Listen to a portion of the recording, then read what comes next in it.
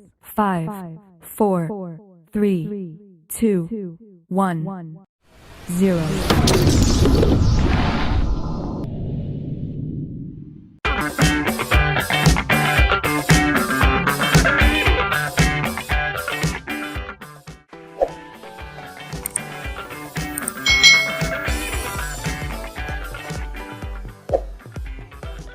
Hai,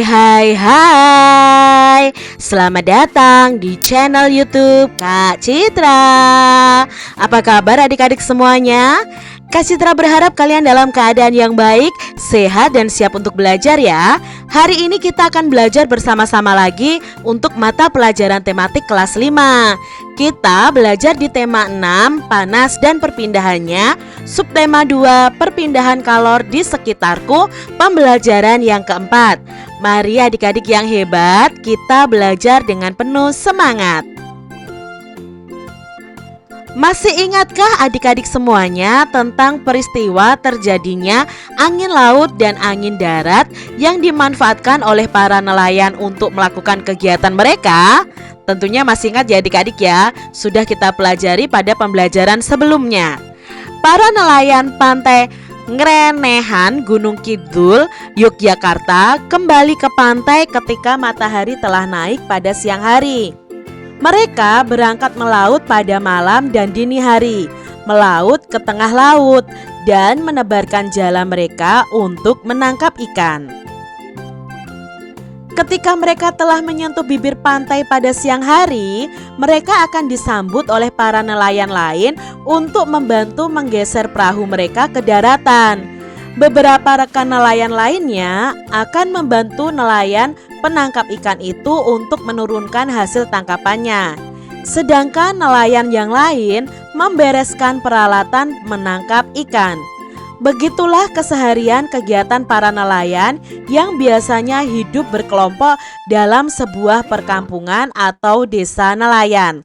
Lalu kemanakah hasil tangkapan ikan itu mereka bawa? Yuk kita cari tahu bersama-sama adik-adik. Kehidupan nelayan Indonesia. Para nelayan dan pedagang ikan bertemu di sebuah tempat pelelangan ikan di salah satu tempat di Banda Aceh, Provinsi Nanggroe Aceh Darussalam. Tempat pelelangan ikan merupakan tempat bertemunya para pembeli ikan dan para nelayan yang telah menangkap ikan. Nah, para pembeli di pelelangan ikan biasanya adalah para pedagang adik-adik. Mereka akan menjual kembali hasil tangkapan para nelayan ini kepada para konsumennya. Tempat pelelangan ikan itu ramai setiap hari pada musim tangkap ikan. Akan tetapi, jika gelombang laut sedang besar dan cuacanya buruk, tempat ini menjadi sepi.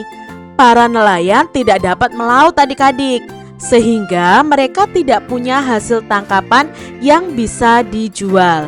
Begitulah kehidupan para nelayan. Para nelayan juga harus memelihara laut tempat mereka mencari ikan. Mereka tidak menggunakan zat berbahaya seperti racun dan bom ikan yang akan memusnahkan isi laut adik-adik. Mereka menggunakan peralatan sederhana seperti jala ikan biasa dan menggunakan perahu nelayan tradisional. Ketika perahu mereka telah penuh dengan muatan ikan, mereka akan kembali ke pantai untuk menjual tangkapan mereka. Mereka harus memastikan laut mereka tidak tercemar oleh zat-zat berbahaya yang dapat mengancam kehidupan biota laut dan kehidupan mereka sendiri. Kehidupan para nelayan pun diwarnai dengan serangkaian kegiatan yang telah diturunkan dari nenek moyang mereka.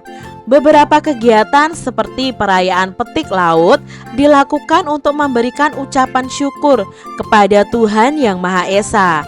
Acara ini pun dimaksudkan agar mereka itu terlindungi dari bahaya dan laut menghasilkan banyak ikan untuk ditangkap. Nah, itu tadi adik-adik informasi mengenai kehidupan nelayan di Indonesia. Adik-adik, dari bacaan tadi kita akan membuat daftar hal-hal penting yang kita temui dalam setiap paragrafnya. Nah, contohnya di sini di paragraf yang pertama. Hal-hal penting apa sih yang ada dalam paragraf ini? Hal yang penting dalam paragraf ini yang pertama adalah informasi mengenai para nelayan dan pedagang ikan itu bertemu di sebuah tempat yang namanya pelelangan ikan. Lalu tempat pelelangan ikan merupakan tempat bertemunya pembeli ikan dan para nelayan yang telah menangkap ikan. Yang ketiga, hal penting dalam paragraf ini adalah para pembeli adalah para pedagang yang akan menjual kembali ikan kepada para konsumennya. Itu hal penting di paragraf 1. Lalu hal penting di paragraf kedua ini apa? Nah, yang pertama, tempat pelelangan ikan akan ramai setiap hari pada musim tangkap ikan. Nah, jika gelombang laut sedang besar dan cuaca buruk, para nelayan tidak bisa melaut, sehingga mereka tidak punya hasil tangkapan yang bisa dijual. Itu hal yang penting yang ada di paragraf kedua. Hal penting yang ada di paragraf ketiga adalah para nelayan juga harus memelihara laut tempat mereka mencari ikan. Mereka menggunakan peralatan sederhana seperti jala ikan biasa dan menggunakan perahu nelayan tradisional. Mereka harus memastikan laut mereka tidak tercemar oleh zat-zat berbahaya. Ini hal penting yang ada di paragraf ketiga. Lalu di paragraf keempat, hal pentingnya adalah kehidupan para nelayan itu diwarnai dengan serangkaian kegiatan yang sudah diturunkan dari nenek moyang mereka. Lalu perayaan petik laut dilakukan untuk memberikan ucapan syukur kepada Tuhan Yang Maha Esa. Jadi ini adalah hal-hal penting yang ada di paragraf 1 sampai paragraf yang keempat. Adik-adik, setelah itu kita akan bersama-sama membuat diagram yang menjelaskan isi bacaan di setiap paragrafnya. Kita akan menentukan pokok pikiran dari setiap paragraf. Kita juga bisa membuat garis dan judul bacaan yang mewakili pokok pikiran tersebut.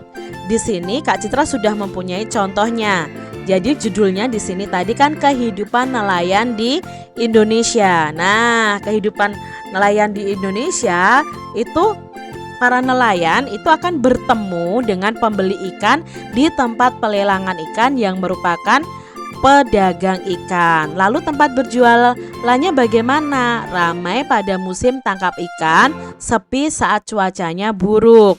Berikutnya, nelayan Indonesia itu berkewajiban memelihara laut, tidak menggunakan racun dan bom laut, memastikan laut tidak tercemar. Nah, para nelayan Indonesia itu menggunakan peralatan yang bagaimana? Oh, peralatan yang sederhana, menggunakan jala biasa dan perahu tradisional. Lalu serangkaian kegiatan nelayan Indonesia itu apa? Oh, ada acara petik laut sebagai ungkapan syukur kepada Tuhan Yang Maha Esa. Ini contoh diagram dari Kak Citra. Adik-adik, mari kita garis bawahi pokok pikiran di setiap paragrafnya. Lalu kita buat kalimat tanya atau pertanyaan dengan menggunakan kata tanya yang sesuai. Bisa apa, siapa, mengapa, kapan, bagaimana, dan di mana. Contohnya adik-adik di paragraf pertama ini pokok pikirannya atau gagasan utamanya itu ada di kalimat yang pertama. Para nelayan dan pedagang ikan bertemu di sebuah tempat pelelangan ikan di salah satu tempat di Banda Aceh, Provinsi Nanggro Aceh, Darussalam. Nah, kalian bisa membuat kalimat tanya berdasarkan gagasan pokok ini. Contohnya kalimat tanyanya, siapa saja yang bertemu di tempat pelelangan ikan? Nah, jawabnya bisa nelayan dan pedagang ikan ya di sini ya. Kalian bisa buat pertanyaan seperti itu. Lalu di paragraf yang kedua, nah yang Kak Citra beri warna merah dan garis bawah ini adalah gagasan utamanya. Tempat pelelangan ikan ramai setiap hari pada musim tangkap ikan. Nah, untuk pertanyaannya bagaimana? Bisa seperti ini. Kapan biasanya tempat pelelangan ikan ramai? Jawabnya adalah setiap hari pada musim tangkap ikan. Untuk paragraf berikutnya, kalimat utama atau gagasan pokoknya berada di kalimat pertama juga. Para nelayan juga harus memelihara laut tempat mereka mencari ikan. Pertanyaannya bagaimana? Bagaimana cara para nelayan harus memelihara laut tempat mencari ikan? Ya, dengan tidak menggunakan zat berbahaya dan alat tangkapnya itu sangat sederhana. Di paragraf berikutnya ini adalah kalimat utamanya. Lalu pertanyaannya bagaimana yang bisa kita buat adik-adik? Siapa yang mempengaruhi kehidupan para nelayan? Nah, dari paragraf yang ini kalimat utamanya kan yang mempengaruhi kegiatan para nelayan ini adalah nenek moyang mereka. Kegiatan pelelangan ikan merupakan salah satu contoh kegiatan yang di dalam masyarakatnya melibatkan interaksi atau hubungan antara individu, kelompok, dan sosialnya. Apa saja yang terjadi dalam sebuah kegiatan pelelangan ikan? Yuk kita simak bacaan berikut ini. Kegiatan pelelangan ikan. Nah, kegiatan pelelangan ikan ini merupakan sebuah kegiatan pertemuan antara para nelayan penangkap ikan sebagai penjual ikan dengan para pembeli yang biasanya adalah para pedagang ikan. Dalam pelelangan ikan, para pembeli ini akan melakukan penawaran secara langsung yang dibantu oleh juru lelang. Nah, para juru lelang ini akan menawarkan harga dari harga yang paling rendah yang ditentukan oleh penjual. Lalu para pembeli akan melakukan penawaran. Pembeli dengan harga penawaran tertinggi yang akan mendapatkan barangnya. Nah, para penjual adalah para nelayan yang biasanya menangkap ikan di laut secara berkelompok. Hasil tangkapan ikan segar mereka akan dibawa ke tempat pelelangan ikan atau TPI untuk ditimbang, lalu diletakkan berjajar dengan hasil tangkapan nelayan yang lain. Setelah semua hasil tangkapan ikan diletakkan dan semua pembeli siap melakukan pelelangan, juru lelang akan memulai proses jual beli. Nah, kegiatan pelelangan ini biasanya hanya berlangsung beberapa jam saja karena ikan segar harus segera dipasarkan. Para nelayan penangkap ikan berharap hasil tangkapannya akan mendapatkan harga yang layak untuk memenuhi hidup keluarganya. Hasil penjualan ikan pun harus dibagi dengan nelayan dalam kelompoknya. Tempat pelelangan ikan atau TPI biasanya dibangun di daerah pelabuhan ikan, di mana para nelayan ini bisa berlabuh untuk membawa hasil tangkapannya.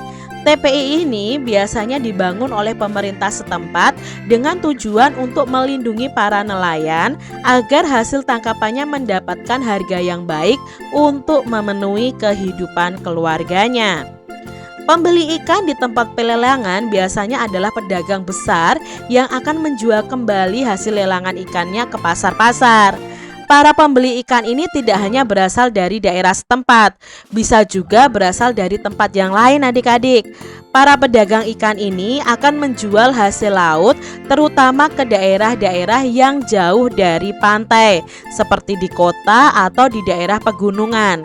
Oleh karenanya, para pedagang ini memerlukan alat transportasi untuk membawa barang dagangannya ke daerah-daerah lain yang membutuhkan. Adik-adik, mari kita menentukan peran dari setiap orang yang terlibat dari kegiatan pelelangan ikan tadi. Nah, tadi kan ada orang-orang yang bertugas dalam pelelangan ikan. Kita akan pelajari bersama. Contohnya di sini adalah nelayan. Nah, nelayan itu perannya apa? Oh, sebagai penjual ikan di TPI, sebagai pencari ikan di lautnya. Lalu tadi ada juru lelang. Juru lelang itu tugasnya apa? Menawarkan harga kepada calon pembeli ya. Lalu tadi ada juga pedagang besar. Pedagang besar ini perannya adalah menjual ikan ke daerah lain atau ke pasar-pasar. Lalu tadi juga ada penyedia alat transportasi, itu perannya membawa ikan dari tempat pelelangan ikan ke daerah lain atau ke pasar-pasar yang lain. Itu tadi peran dari masing-masing orang yang terlibat dalam pelelangan ikan. Setiap warga negara itu mempunyai peran berbeda serta memiliki hak dan kewajiban yang berbeda satu dengan yang lainnya adik-adik. Kamu tentu tahu bahwa setiap warga negara, apapun kegiatannya, memiliki hak dan kewajiban tertentu. Setiap kegiatan yang dilakukan sebagai bentuk interaksi dengan lingkungannya akan memberikan pengaruh kepada ekonomi, sosial budaya dalam masyarakat tersebut. Adik-adik, banyak orang yang terlibat dalam kegiatan itu. Setiap yang terlibat itu memiliki peran yang berbeda agar kegiatan pelelangan itu berjalan sesuai tujuannya. Orang-orang yang mempunyai peran berbeda tersebut juga memiliki hak dan kewajiban yang berbeda satu dengan yang lainnya.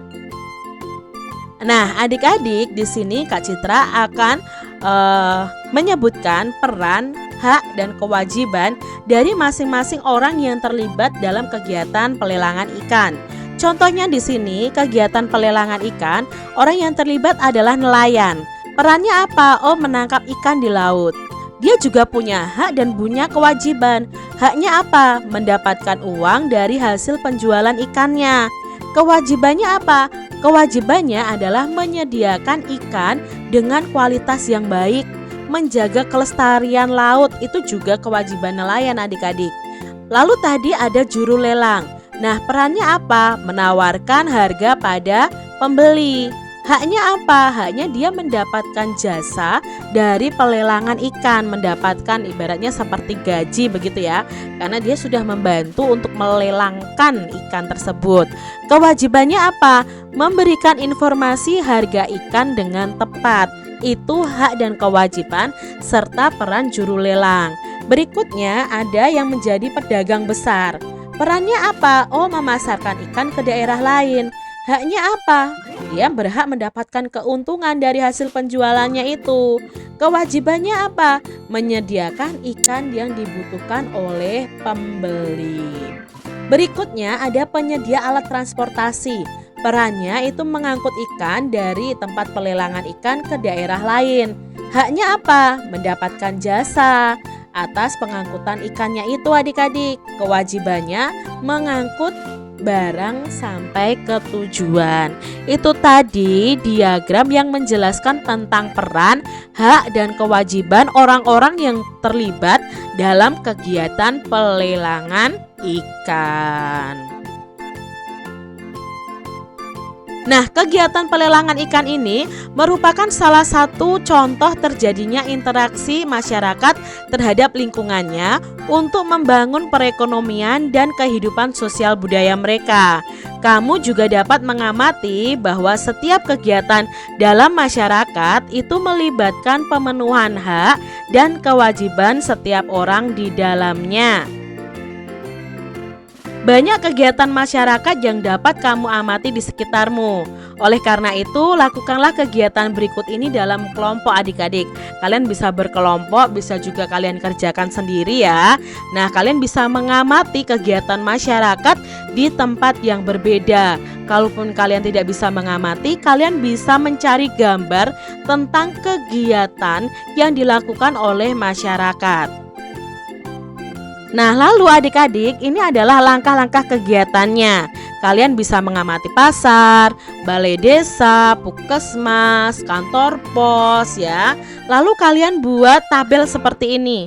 Nah, di pasar orang yang berperan itu siapa saja? Misalnya ada pedagang, ada pembeli. Lalu perannya apa saja? Kalian sebutkan adik-adik.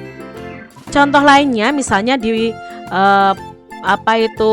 balai desa, puskesmas, dan lain sebagainya. Lalu kalian selain menyebutkan peran, misalnya pedagang di pasar, hak dan kewajibannya apa saja? Penjual atau pembeli, hak dan kewajibannya juga apa saja. Jadi kalian sebutkan seperti Kak Citra tadi, ada peran, ada hak, dan ada kewajiban. Nah, adik-adik, setelah itu kalian bisa buat diagram seperti ini. Ya, kalian buat diagram seperti ini. Kalian tuliskan apa sih di pasar itu? Oh, ada pedagang, ada pembeli, ada pengangkut barang. Kalau di pasar itu ya ada tukang parkir. Perannya apa, haknya apa, kewajibannya apa, bisa kalian tuliskan adik-adik. Nah, contohnya di sini Kak Citra akan ambil untuk pasar adik-adik ya. Nah, pasar itu ada pedagang, ada petugas retribusi pasar, ada buruh angkut, ada petugas kebersihan pasar. Nah, mereka itu memiliki peran yang berbeda-beda. Pedagang itu perannya menyediakan kebutuhan para pembeli. Lalu petugas retribusi pasar itu membantu menambah pendapatan daerah. Buruh angkut itu mengangkut barang pembeli dan penjual. Lalu ada petugas kebersihan pasar itu perannya menjaga kebersihan pasar. Lalu hak dan kewajibannya apa? Nah, hak dan kewajibannya ini adik-adik. Pedagang haknya mendapatkan tempat untuk berjualan. Kewajibannya membayar retribusi dan biaya sewa kiosnya. Lalu petugas retribusi pasar itu haknya apa? Mendapatkan gaji. Kewajibannya apa? Oh, menyetorkan hasil retribusinya kepada pemerintah.